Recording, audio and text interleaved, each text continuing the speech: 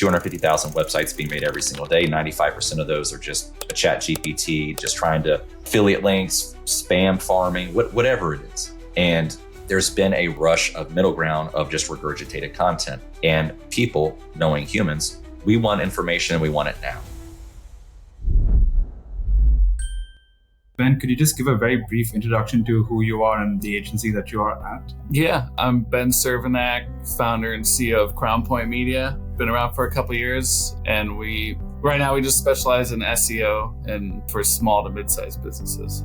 All right. And our second guest today, Lee Black. Could you also give us a brief introduction? Yeah. Hey, my name is Lee Black, owner of Antilles Digital Media. Our agency, we do full stack SEO. We dabble a little bit of everything now, including AIO generation, traditional SEO. We traditionally work with substance abuse treatment facilities. My background has been in business development banking, and I actually started my own substance abuse facility about 7 years ago. Away from an opioid overdose, left banking, started that, and developed my SEO practice website. And when COVID hit, everyone kind of started calling us because we ranked number one that are mom and pop, facility owners. And we just guaranteed them results, or we refund them their money. And within about 3 months of not being able to send out business development reps, I had about 10 facilities I was working with and realized there's a whole nother avenue to this in an agency. And it's been great. Now we work with about 80 facilities across the country where we specialize in addiction treatment, recovery, and helping others find a life in recovery. I think that's great because whenever there's a new agency that comes out, majority of the time it's a marketing agency for your specific SEO or lawyers or dentists. But you don't hear a lot of, marketing agencies for rehab clinics or centers that will actually focus on, health and wellness. So I'm kind of glad that I got both of you on the call here today because there's going to be a bit of back and forth, I guess. But I'll start off with you, Ben. When it came to starting off your agency, what was something that you could have started when you initially started it that you didn't really think about at the time? I think I could have been a little more savvy with our SEO process. I guess Lee and I came from the same background. I was in banking before I started my firm. So I didn't know that before the call. So my IT background is what pushed me into it and to do my own thing. So, like starting any business, you're never going to stick to your first plan. I guess that was the first thing I learned is your first plan is never your last plan. And I was still always tweaking plans and going through them. So, right now we're confident in the process. And to me, in a business, before you should sell something, the quality of your service or product should be there before you give that out to the world. So that's where I'm confident now. Now, we're just tweaking things as we go. So at some point, or at least the conversations that I've had for a while now, I've seen a lot of people talk about how one of the first things that they should have done is to niche down sooner. I believe, Lee, you're in that lane. Yeah, I was in that. And it's funny that, Ben said what he said, because in my department, I wasn't in IT, I was in commercial development. So I was working with business owners literally every single day. My business is between 5 and 50 million in revenue. And I got to see business owners every single day, talk to them, understand. And every single successful business owner I've ever met, they've always told me the same thing. What they do now, they had to pivot from something else. And what I believe makes the best business owner, exactly to Ben's point, is the ability to pivot, to implement, to learn from mistakes. And then how do you reiterate that? How do you build on that? And that's exactly what I did. So in ours, I was working with a lot of people in substance abuse, but then I was like, okay, well, I can help any business, right? But then when I kind of be, a jack of all trades, you're a master of none.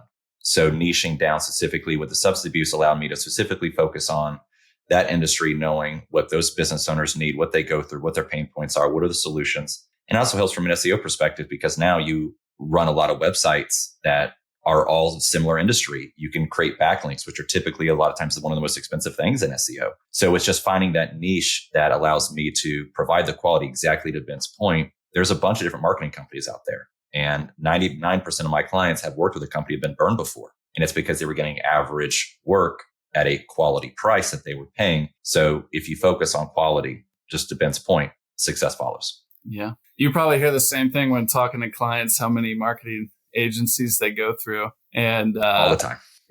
That's one of our, I feel like, as a differentiator between ourselves and different people running their shows, like transparency is so important, especially now, because there's so much just clickbait. And, I tell my two partners, like, we're here to drive long-term growth for us and long-term success for our clients. And, that all begins in building a real relationship with that client and understanding their needs and listening to them, which is a big thing I learned in banking. So it all flows through, though. It's all within the process. The little things matter a lot. They matter more than what most people think. Just like you said, listening. When I tell people all the time, well, how do you sell? How do you close? Like, how do you do that? And for me, the most important thing you do is listen. If you just ask questions and then just listen. If I can't tell you how many times people would call and we would get on initial call. Hey, they were doing this great. They were doing this great. They were doing this great.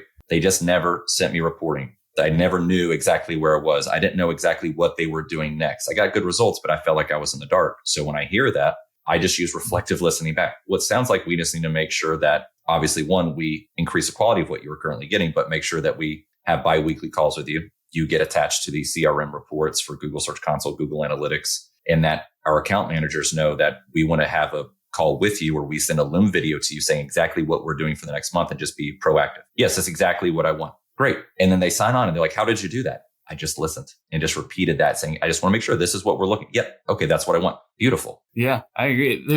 I always broken it down. There's two things that most business owners are kind of looking at. It's the first thing is, does it work?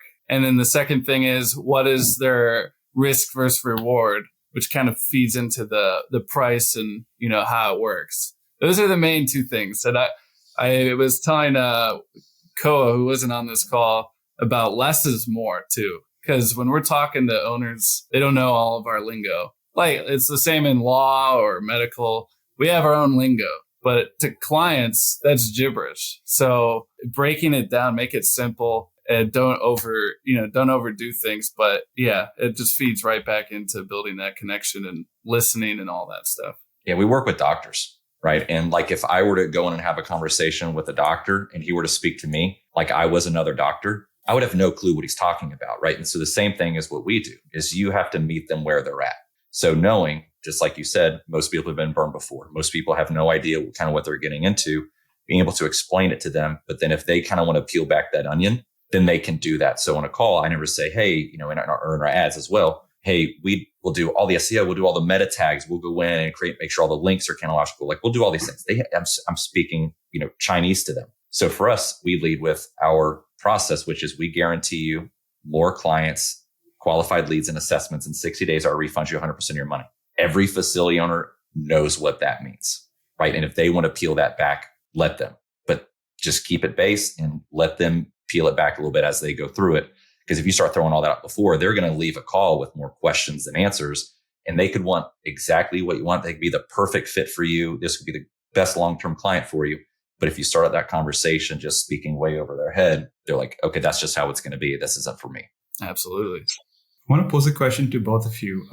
So far I've heard that educating the client is an important factor while trying to keep it simple as well. And transparency is also something that's very much appreciated in our agency life. What would you say then are, let's say, other factors that differentiate you from the rest of the cookie cutter agencies? Well, I think whoever has an answer first can pretty much go ahead.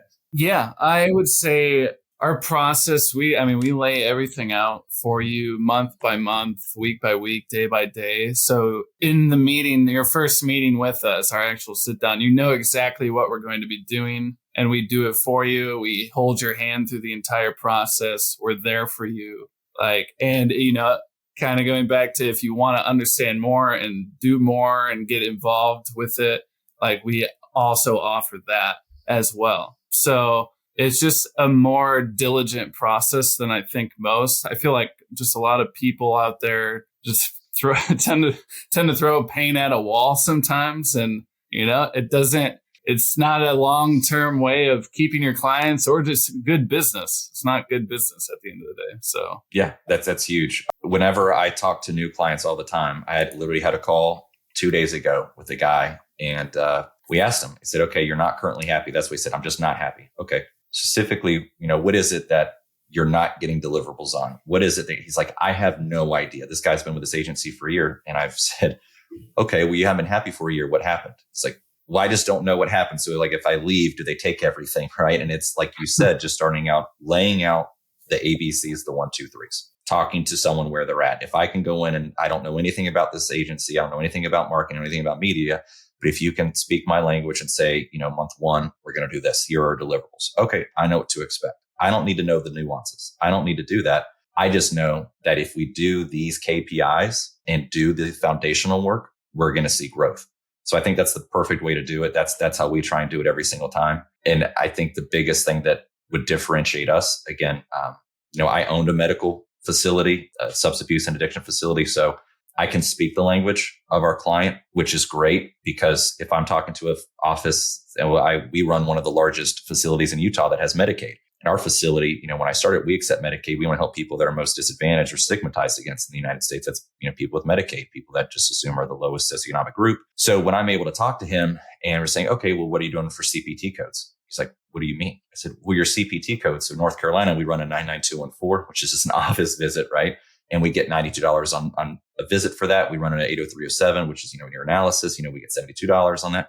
He's like, oh, great. So it's almost like I opened up Pandora's box for him where he can talk to me just like a facility owner. He can talk to me about the issues with insurance. The insurance is with billing, the insurance is with labs. So just being in that space and being able to speak that language, it has been a game changer because not only do we know marketing, we know what they've been through, which has actually opened up another revenue source for us because now we actually consult with a lot of these offices, right? That once they grow their business and they realize, well, I now have all these bottlenecks. How do I bring on other providers? How do I open a second office? How do I get in with more insurances? It just opens it up and they trust us. Do you plan on expanding outside your current niche as you progress? Yeah. And that's been something that, again, when I started it, I worked a lot of facilities and it was great. But then I kind of opened up to Aaron's point, I kind of didn't niche down enough. I just literally said, okay, well, I can help all these other offices and it worked. But everyone had all these different issues. So what I was trying to do, just to your point, is, have the proof sell it. I don't want to go into a sales call sounding like a salesman, right? It's like if I go into a car dealership, I could want an exact car that I want, but you can tell me every single feature benefit that I like, say about this new Audi that I want. But in the back of my head, I'm thinking this person has something to gain from that. And I don't like that, even though it could be exactly what you want. So I'd rather have things sell for me. So what we've done recently is from our success in that field, a lot of the doctors know each other. We recently have a dental practice that gave us a couple of clients. They own 25 offices. We blew the doors off a couple of places. They tried one at a time and now they want to give us all the dental stuff. So our next thing would be let our previous case studies sell it. So dental would be another field we're going into because we have amazing results for that. And we can go into other niches, but my whole philosophy is I'd rather have my case studies, my current clients help me sell that by their testimonials or case studies, the results, because then I can hop on a call, exactly who we are, what we do, our results, and actually our clients that we work with. So you can call them and ask, like, in every follow-up email on a new client, I say, I'm actually going to give you 3 clients I work with that have the same problem or looking for the same solution that you are. So you can actually call and get an apples to apples comparison. And 90% of them never call, but they've always said, because the fact we even offer that has been great. And I can't do that. It's very hard if I have an HVAC, an electrician, a lawyer, all these, everything else, because I don't want to say, yeah, if you're an HVAC company, I can do this. Call this guy that owns a substance abuse facility, call this dentist. In their head, they're thinking, that's not at all what I do. You don't understand this industry. So I try and keep it that way. It just makes it for an easier process. Yeah, no, that totally makes sense. Yeah, it's funny, there's so much just extra junk these days. You get so many spam calls, you get emails. No one wants to be sold to anymore. And, you're getting clients through your proof and at the end of the day, who you are. You do business with who you like, right? So I'm 100% with you on all that too. So it makes total sense. In your niches, what specifically have you found that works best for you? So we started with law firms and we've honestly branched out from there. So, and we only worked with, a couple branches and we just saw growth. We were able to build case studies. And then we have music venues, e-commerce. We're starting to open up into like home services and stuff like that. So I've been fortunate enough to build a team. We have about 25 people and we have a process that we can now replicate with the keyword strategy and the CRO strategies for the website, where we can build them off of whoever now. And we can see that success go with each type of different client. So it wasn't always there. So it took a while for me to build. I've been doing this for a couple of years, like building out the entire business and the system. But now that we're in full swing of things, it's a beautiful thing to see. And I like the expansion of getting outside of the main niche. I totally understand why to focus in one, because you're building that credibility and proof. Exactly. But the ability to expand upon that is, I'm building this business for my long-term growth and success, as I'm sure you are. So, got to keep the chain moving. Yeah. What you said is, to me, has been really the hardest part, which is finding a system that you can replicate. What I tell clients all the time is we need a predictable, reliable system for your facility that we know brings in leads, qualified leads. So not just anyone, like what specific insurance you take. Is he in the medical or dental field? There's tons of different insurance. There's tons of different levels of care or services. Or, if there's if it's dentistry, for example, it could be cosmetic, it could be emergency, it could be preventative, it could be just general. So it's being able to understand all of the subgroups, just like within law. There's personal injury, there's immigration, there's estate. There's so many, and all of them have different needs, wants, marketing strategies. Who are you targeting? So I think that gets lost on so many people that is, okay, we do lawyers, right? We can do any lawyer. Well, no, if I'm doing, say, for immigration law, that's completely different than personal injury, let alone cost per ad spend. I mean, it's almost like you have this massive world, and then you get one, industry, and you're like, okay, well, it's just that industry. But then you don't realize, well, now there's a whole library of different things within there.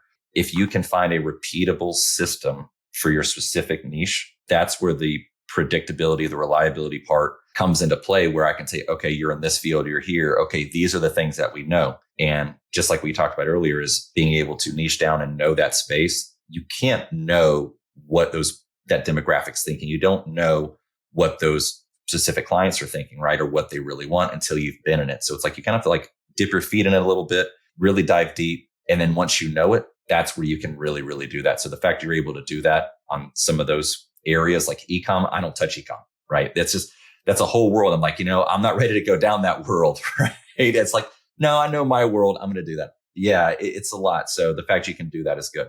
Thank you. Yeah, our whole thing is centered around backlinks strategies. So we use a couple different ones within each strategy for each individual client. And that's where we don't see that AI magic 2-day growth, but we do see growth a lot faster. And we still get to, where we tell our clients where is, results start kicking in that 6-month period usually. And then it also depends, as I'm saying this out loud, it also depends where a client's website is, right? On the internet. So there's variables in that. But yeah, the backlinks is to us the vital organ of it all. To kind of build a little bit on Ben's comment about to you leads, about the 2-day AI growth. I believe you have a story you can share on that. I don't want to really ask a question for that because I feel like we're anyway opening Pandora's box with AI by just starting off with that question. Yeah. So the AI overview part, if you were to do, typically it's led to informational based searches. It was in probably about 10% of searches on Google, at the beginning of the year. And then very rapidly, it started to appear more and more. Now it's in probably 50% of what we call just informational intent searches. So this could be anything from how to do this, what's the best way to do that?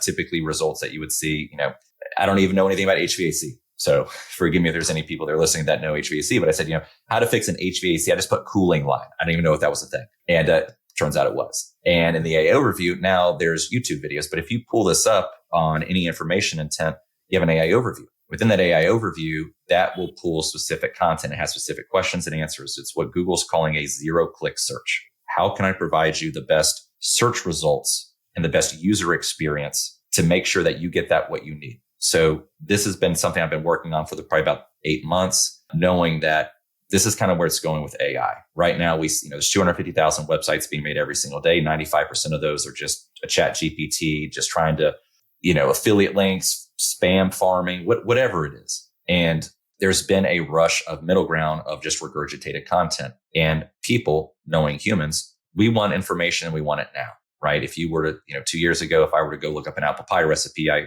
click on the first result. It's a bunch of text about a woman her apple pie recipe from her grandmother, and it's her entire life story. And then finally it's the apple pie recipe. I'm like, search doesn't work like that anymore, right? And that's what you see with TikTok. TikTok is now the number 2 most informational search intent website behind Google between 18 to 30. Because TikTok, if I see it, I can see a video. I can learn how to do this. If I'm an apple pie recipe, I go to TikTok. I can see what it looks like, know what it is, get the ingredients, and it's right there. So knowing all of this, Google runs 95% of search results, right? They don't need more clients. They need to lose as little as possible because they make money on Google ads. So how do they just retain as much? There are ads, there's featured, there's sponsored, there's everywhere else. But in the AI overview, that now pops up over everything. So what we've gone and developed is a proprietary system where I can take any client, any industry, any service. It's like your business name, your industry, your services, your insurances that you accept, or anything else, and then that demographic. And then what it does, it goes and it scrapes the AI overview. Any question that's going to be asked to Google, that would give an AI search overview result. And it says, okay, right now, these questions are being asked. This is kind of how it's formatted. These are the results. And we grade that 1 out of 10. Right? 10 being the best, 1 being the worst. Anything 7 or lower, what we do is we then scrape that and see, okay, we need better answers in this, right? So we can go and build out content that answers every single thing that we know that the AI search overview wants, speaking at a 6th grade reading level. So again, these might be doctors, massive, PhDs, but we can't speak like a PhD. We have to speak like a 6th grade reading level because that's what Google wants. So it goes and pulls all that, but then also has their sales message. So it knows what they do, what makes them different, their case studies, testimonials. So it has at the end more of a sales message about it. So if you're someone who's I'm looking for an emergency dentist in Baltimore that fixes broken crowns, that also accepts Medicaid, right? That's very, very specific. An AI overview will pop up. Right now, Baltimore Emergency Dental, Dr. Jeff Rajadzki pops up number 1. I know it because I just checked it and had our call with him. But what it does is in the AI overview, it answers those questions. Hey, what to do with Medicaid? How to check if a facility takes Medicaid? Here's how we actually fix it. So it answers all the questions about Medicaid, about in Baltimore, what areas. And now it even uses an AI, or the AI overview, even now will link to a Google My Business profile. So we know all the things that it wants, and then knowing, okay, what's next? How could you make a user experience better? And it kind of mirrors what Google search has already done, right? They just had links, right? And then they had a Google My Business, and then they started adding YouTube, and they started adding Reddit, and then their ads. So right now, I'm thinking maybe in the next 6 months, we might see an ad or 2 pop into the AI overview, but we know 40% of people have ad blockers on. I'm not worried about it. But the beautiful thing is right now, this appears over ads. So when we create content organically, that ranks at the top, it ranks above the ads. So in substance abuse, for example, one of the most expensive industries behind PI lawyers, we're actually able to overtake ads above them without paying anything in ad spend. So someone that would get $60, $70, $80 a click, you're now spending absolutely nothing on it. So we charge a one-time fee, $200 an article. It ranks at the top. It ranks where you don't pay. So now you're not spending $60 a click. Now you can go and get way more website clicks organically without having to pay for those ads. So we've just taken a look at what converts, what rankings are, what our clients need. And then we go and build that out in the AI overview right now. I have a client in the substance abuse field that was spending $20,000 a month in ads, but just before we came in. With that company for 8 months, 20,000 in ad spend. We came in and said, you don't need to do this. We can rank, we can get in the AI overview, we can overtake all this ads. We can do that. We cut his ad spend from 20,000 a month down to 3,000 a month. The same monthly retainer fee that they were paying before, we were able to drive them more organic clients, leads, admits in 45 days than the other company did in 8 months combined. And we were able to do that, dropping their ad spend $17,000. Wow. The AI overview is magic right now. Now that's a case study right there. Yeah. That's we have it. amazing. They're filming it right now. And they're great. And most of the people that we work with, I'd say 90% of them are people that have been in recovery themselves or in recovery, mom and pop places that have children that were in recovery, right? And I've seen how powerful this was. How can we do that? So for us, we're not helping, I hate to say, it's like, we're not going to helping like the venture capital backed $100 million passages at Malibu, for example. Nothing wrong with that. But what we're really doing is getting to know our practice owners and people who are doing this. And it's people that really want to help. And it's more about the human experience, helping people in recovery rather than just money. And that's something that I love. That's awesome. To follow up on, I was curious, is the AI strategy that you're implementing, correct me if I'm wrong, it sounds like it's specific to informational type keywords only, or have you expanded out? Yeah, so we've expanded it on more transactional intent. So obviously, there's like information intent, there's transaction intent, there's like brand. We kind of works with brands. Right. But for most transactional searches, an AI overview doesn't pop up. So that's where they'll just list like a Google My Business profile. So we kind of throw in more things. So again, for example, if I do how to fix a broken crown with Medicaid insurance or fix broken crown Medicaid insurance, most people with Medicaid search Medicaid because not every place takes it. So we know that will show a Google My Business profile, but it's still beneath the AI overview because the intent people are seeing are more, it's kind of informational, kind of transactional. So right now, I don't want to create content focusing on an AI overview that doesn't exist. So to your point, it's like right now, it just really depends. Anything that shows an AI overview, which is mostly anything kind of relating to informational, that's what we focus on. Okay. That makes sense. I don't want to ask any more questions to give away too much into I have a bunch that just turned through. Yeah, it's wherever it pops up, like that's what we want to focus on. And so again, that's where, how's our time best being spent for the client, right? If it's not going to work, I'm not going to say, hey, we did all this work, but it doesn't get results because then I'm just wasting everyone's time. Just like back to your point earlier, we're just like all those other marketing agencies that wasted your time and money. Yeah. It's very interesting to me that you've come up with a solution to maximize the output that informational keywords get you. Because I feel like that tends to be a little lower, obviously, than transactional or commercial type keywords. So that's I'm very intrigued to learn more after this. Yeah. Well, again, like in our space, if you look at cost per ad, so if say it's drug rehab, for example, these massive corporations inflate the price of everything with the keywords. So the normal person can't compete, right? If you have a facility, you can't compete with a Passage at Malibu. You can't compete with these companies that are venture capital backed that have hundreds of millions of dollars. They literally price it so you can't compete. So it's an unfair market. So if I'm working with a client that's a mom and pop who just want to help good people get the best treatment, that really focus on long-term health results for their loved one or their child, we need to find the alternate source. I kind of say, if there's like a fish, it's how evolution is, right? If there's a fish that all the big fish, they always go after the same food source, there's an alternate food source that's there that might be not other fish. It might be, kelp or algae or whatever. And it's like, we don't need to stay full going after the same stuff. Go after what no one else is going after and focus on that. So you might have a less overall clicks to that, but the intent behind it, if you're a service with an insurance you accept, they're calling you, right? And you're appearing from there. So you know exactly what insurance they have and they have the service, they're calling you. So within our content, it also talks about why to choose them for this and highlights specifically for that service, our case studies and testimonials. So it's information intent, but as you read it, it's, I hate to say, a slow burn sales message. But that's really what it is. Because you say if it's for alcohol detox, all the things that AI wants, but then you're going to learn how our alcohol detox program is different. And then you have video case studies, testimonials, our results speak volumes. So you're going to learn it's taking someone a blue ocean before they go to that, 3% of people that are looking to buy right now. And we naturally progressively move them through it. So when they realize, I want to learn, I want to be educated, but now if I'm making a decision, I already know they're better than everyone else based on their case studies, testimonials. They're showing that to me in videos, understanding it. So I'm not telling you how great we are. You're coming to the conclusion yourself.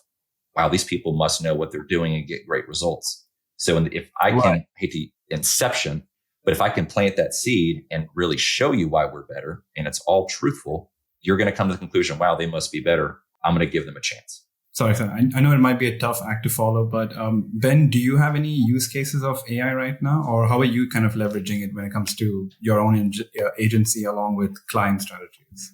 Outside of just very specific auditing tools, we're not using a lot of AI. We use a lot more manpower.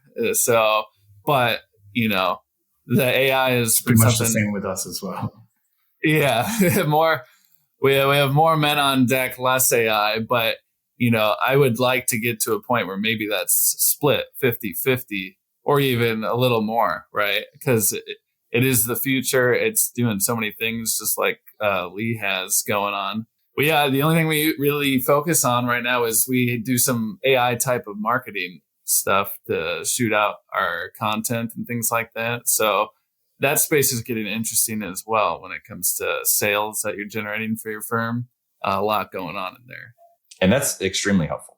Like having that set up, I can't tell you how many times, like a Go High Level. So like we use Go High Level for our stuff, and having that AI response, knowing like when to go through and have those conversations, follow up with leads. With what we're doing, it's newer, right? We use AI to go power a lot of the manual work, but then you have to have a human, right? Because what I say is Google's entire algorithm, what they're doing, it's an algorithm, it's AI that's trying to predict human behavior.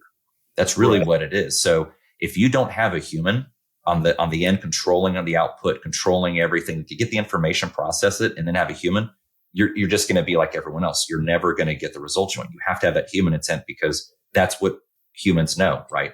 Getting that feedback, getting that emotion, getting all the trigger words that you need in there where we can really tell a story. AI just can't do that.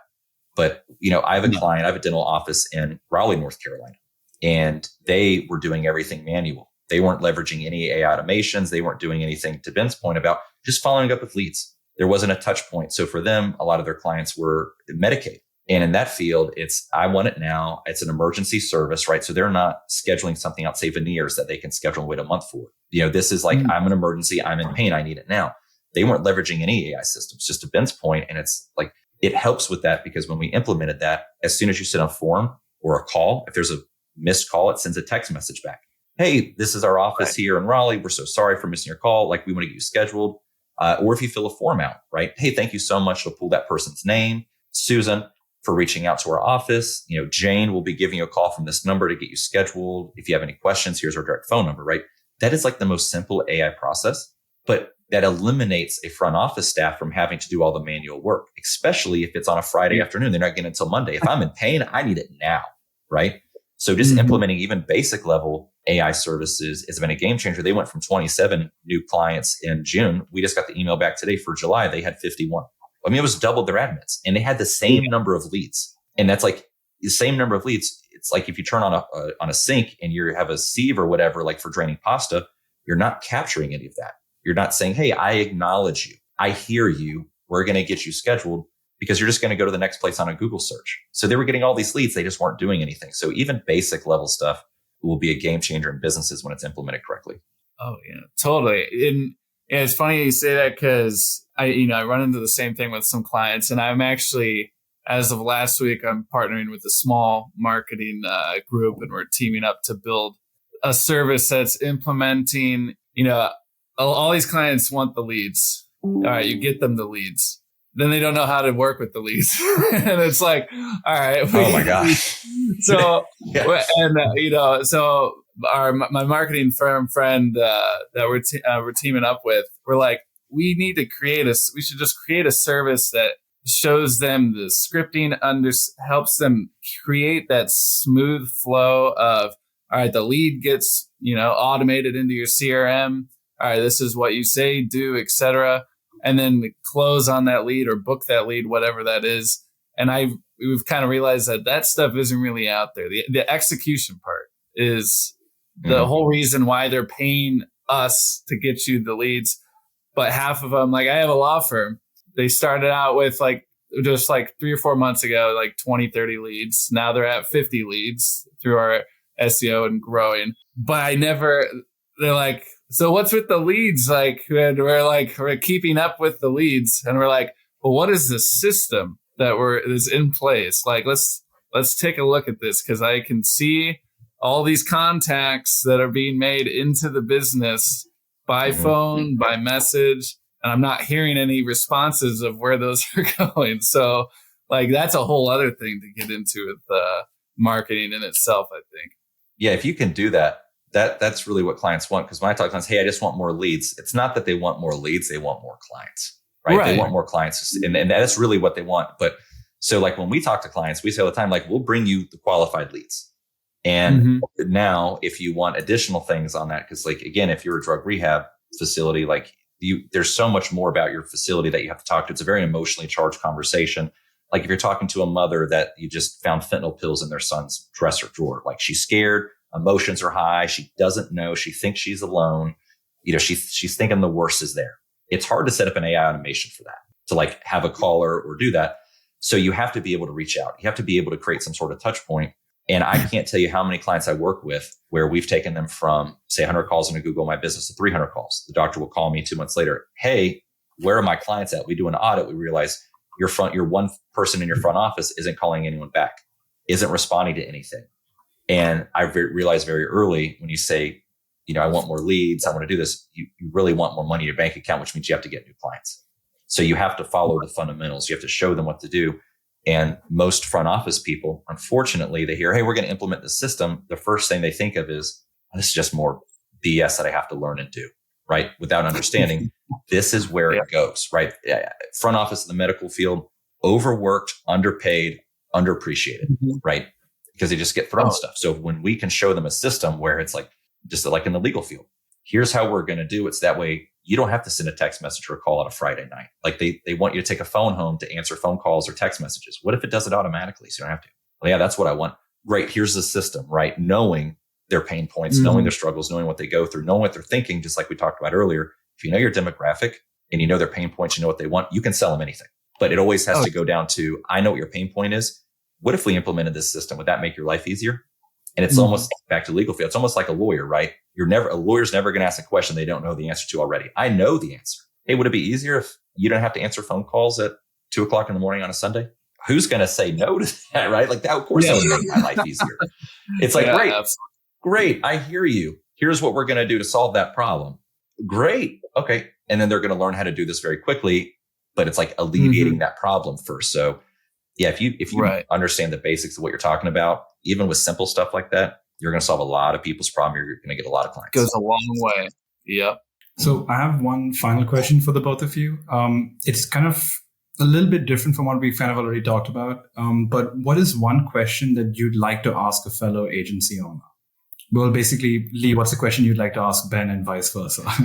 Yeah. I mean, for me, it's like, I always say to my team, like knowing your strengths is important. Knowing your weaknesses is even more important. And what I tell people all the time is like our clients is, hey, we're going to give you a website. We're going to give you everything. We're going to have to build that out. Right. So I need to know what you don't like, because if I can eliminate what you don't like, I know what's going to be left is something that you might be indifferent to, or you'll really like. It's with my wife, I don't ask her, hey, what do you want for dinner? I just start with, hey, you want to do I'd rather start with something I can eliminate something rather than just open up, like we talked about earlier, Pandora's box. So, I mean, I have questions all the time about, what did you learn? How did you implement this? For me, my biggest question mark is, would you go in to, say, the legal field? And there's so many different avenues for that. I know I have a client that's a lawyer and it's a family friend of mine I've known forever, and it's very basic. But for him, he knows all these other law firms. So I've gotten calls with those other law firms. And I mean, there's estate law, there's immigration law, there's PI law, there's so much. So how do you go into this knowing, okay, here's kind of what I look at from an industry. Here's where I can kind of focus on, because I feel like it's almost a niche within a niche.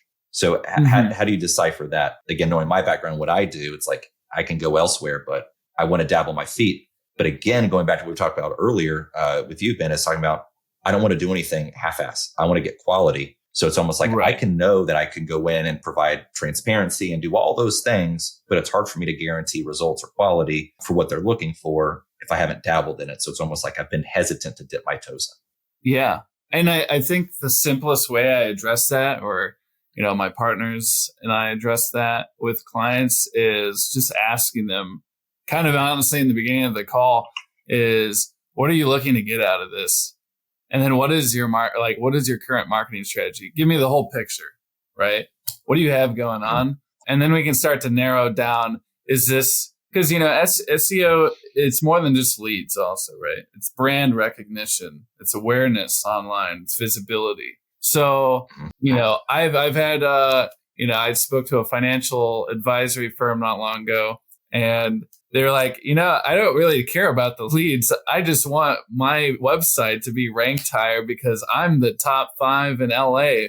Why can't I find, people should be seeing me. So like just opening that question and like Q&A in the beginning, it should kind of set the tone for how you're going to layer it into your SEO pitch. And no pitch is really the same. Obviously, we go through the same roadmap and everything, but the way we're tailoring that to their needs is going to be a little different every time because they have, different ideas in mind. So hopefully that answers somewhat your question. I don't know if it did or not. Yeah. I mean, it's like a deep answer, right? You could probably spend 2 hours on like how to probe the right questions, ask the right question on an onboarding call where it's like specifically your services, right? What are they doing? But no, that's a great starting point. Yeah. For legal, there's probably over 25 different types of, bankruptcy law, you name it. I usually, we work with more personal injury and things of that nature.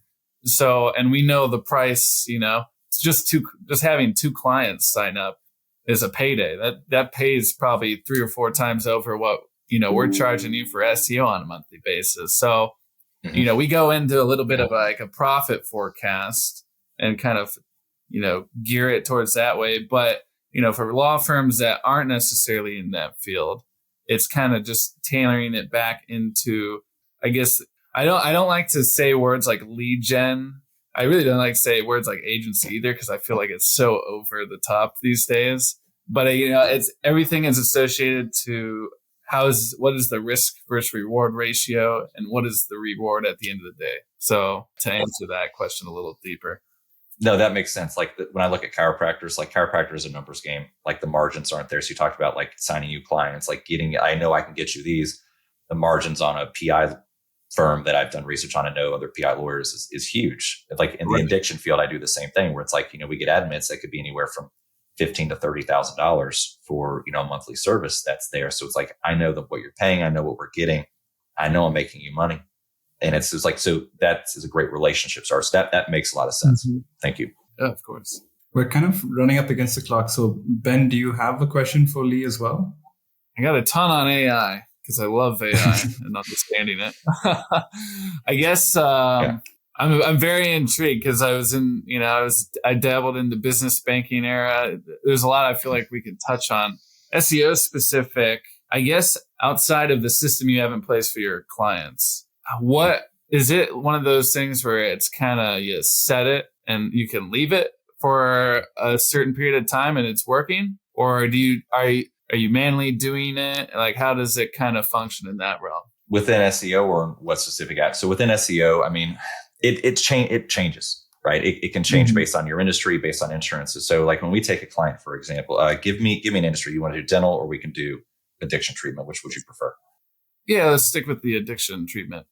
Okay. So the addiction treatment, right? So typically most of these facilities don't change a lot of their levels of care. They're coming in and they say, hey, we take these levels of care, these insurance, everything else. So we're able to go in and know all the keywords structured, like what brings you the most amount of money. Again, we talked about what are the services that we know, like if there's an insurance that you all accept, what insurance pays the most. Typically in this field, you can only take so many people a month. So if you're going to get, X amount of dollars or for insurance or 2X for another insurance, I want to get you that insurance is going to pay you twice as much, but you have to be full first. So we're going to hit on everything with a focus on the insurances that pay you the most for levels of care, starting at the top, like a detox, residential, PHP, IP. So we kind of know the system. So there's so many different levels within addiction. It's like if we spend money on the lowest level, we're never going to get them after that. But if we focus on the top, our revenue's higher. So what we do is just understand that, build that out. And then there is some manual process to it, but really once it's built out and we know what that is, it's set and forget it. So like it's there, we're good. We'll have a monthly review, check keyword rankings, reporting, all of those things. But the biggest thing we see that is more manual is when we build that content. A lot of facilities don't have video content. They're not leveraging YouTube. They're not creating all the things on the web page that Google looks at. So we can create that content.